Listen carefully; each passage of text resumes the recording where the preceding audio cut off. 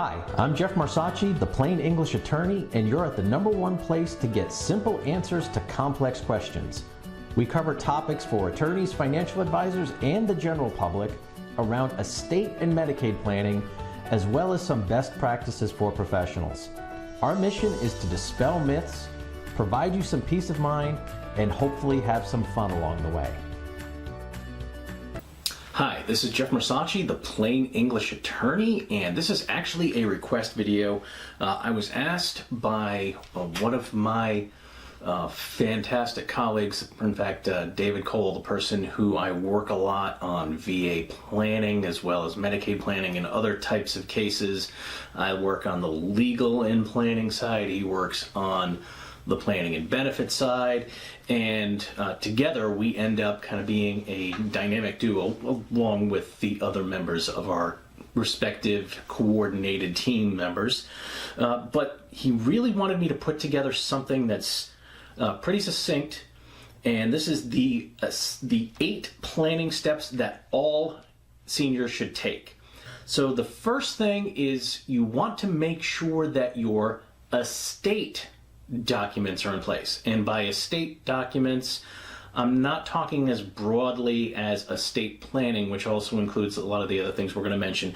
I'm going to talk very specifically about what happens to your stuff, your money, your possessions, everything. What happens to that stuff when you pass on, and having a coordinated legal plan. For a lot of my clients, by the time they end up in the senior age, and I mean 65 plus, we're taking a much harder look at revocable living trusts as a way to avoid court processes for their heirs after they pass on, to just make the process of getting their stuff to the next generation just so much easier. So I've been doing this for 25 years. So I sometimes end up with clients that have been with me for a long time. They've done a last will and testament, and that means probate. Don't think if you have a will that you're avoiding probate. No, it means probate. It's kind of time to take the training wheels off and let's go ahead and look at a revocable trust as a way to avoid probate. I'm not going to get too deeply into that. You can always get a copy of my book, Estate Planning Basics.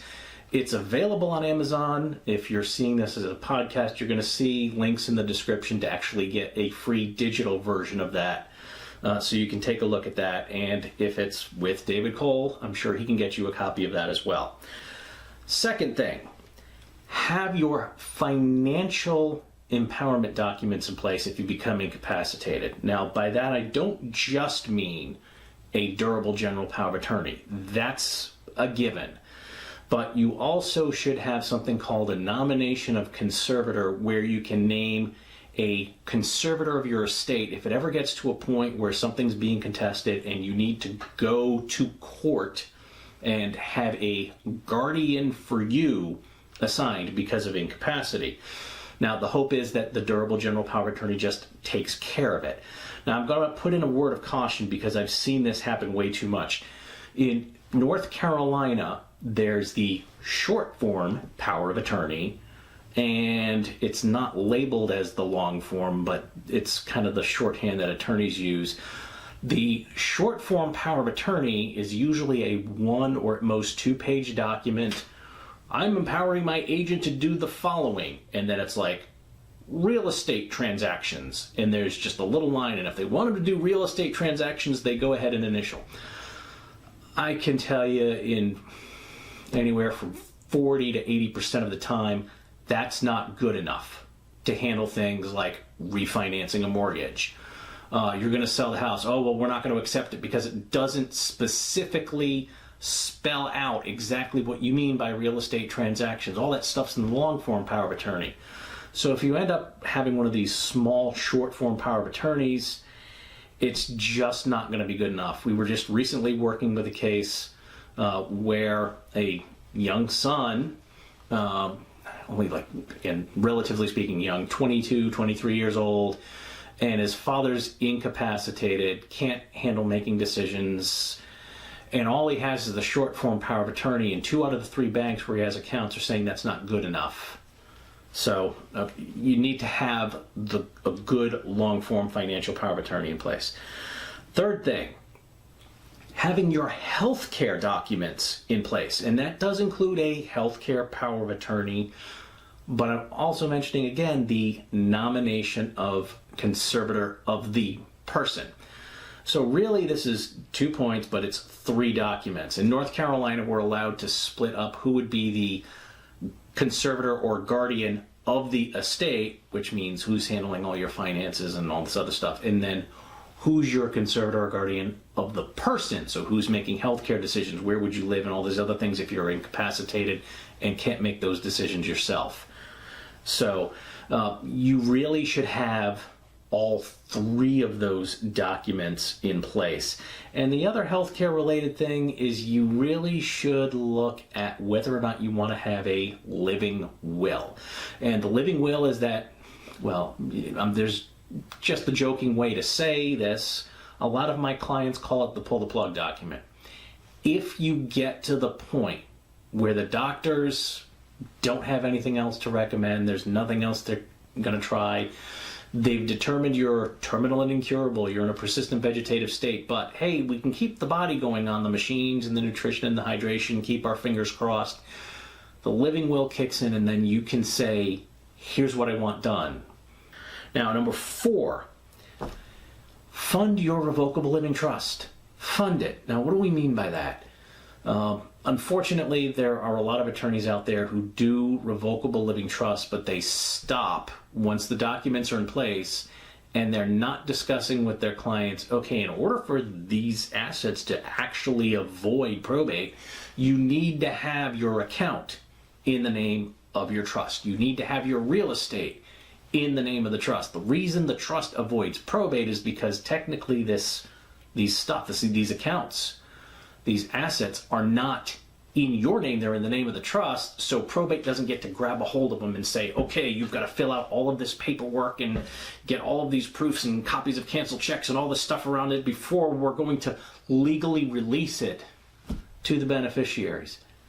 No, it's got to actually have that step of making sure your assets are titled properly and the beneficiaries are set up the right way.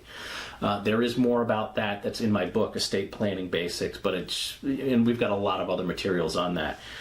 Frequently, when we're reviewing trusts and assets from clients who move to North Carolina from out of state, they've got the trust and nothing is in it. Nothing. So this is a big area that you need to really make sure that by the time you're a senior, if you've got that revocable trust, that you're making sure the assets are lined up and the beneficiaries are also working with your trust and your overall plan. Okay, number 5, review long-term costs in your finances and the ability to cover those things. Now, a lot of times, by the time people are seniors, just purchasing long-term care insurance doesn't end up being a financially viable option. And that's because traditional long-term care ends up being very, very expensive. But there are other ways to handle those types of costs. And there are many benefits, and this is particularly for veterans. There are many benefits that you've paid for either through, for veterans, service to your country, or in terms of other public programs such as Medicaid and a whole host of others that you've paid for through your taxes throughout your working years, that you should also look at in terms of how are you going to handle long-term costs. You don't necessarily have to pull the trigger on anything, and I mean, we can do irrevocable trusts and all this other stuff that's going to get people positioned the right way and take care of all the estate and other financial things, but you don't actually have to necessarily pull the trigger on it, but you need to know your options. If you don't have good, truthful information, you can't be expected to make good decisions. So one of the things that our office does is we do a kind of financial health check specifically with things like long-term care costs in mind. Number 6, plan out your funeral arrangements. Now, this can be as complicated and precise or as simple as you want. Some of my clients, not many, but some, they really get detailed on what they want. I remember many years ago, one client specifically had the songs picked out for the funeral and what color underwear they wanted to be buried in. The seventh thing, plan out your organ donation wishes. Now, not many of my clients want to also be an organ donor in terms of scientific research or being a cadaver at a medical school, but some of them do. These are things that need to be written out. And specifically, just having that little heart thing on your license saying whether you're willing to be an organ donor or not doesn't get into those distinctions. And don't believe that just because you do not have a heart on your license that your next of kin can't make you an organ donor after the fact. They can sign the paperwork. It's best to have these wishes done and in writing so that it's very clear, even if you don't want to be an organ donor. And then the last thing, 8. You need to ensure that all of your financial and legal documents are in one place where the people you've entrusted to be at least your financial agents knows where it is. So what we typically do when we're doing estate planning for our clients, we've got what we call the big blue binder. For some of our clients, it's the big green binder if they've got extra stuff. It has places to put all of the legal documents I mentioned, as well as a place to keep financial statements, last wishes regarding funeral and cremation. It's just a place to keep all of that stuff organized and in one place. Now, for my office, when we do the legal documents, we execute most of them in duplicate or more. So this way, you get a set of originals in your blue binder.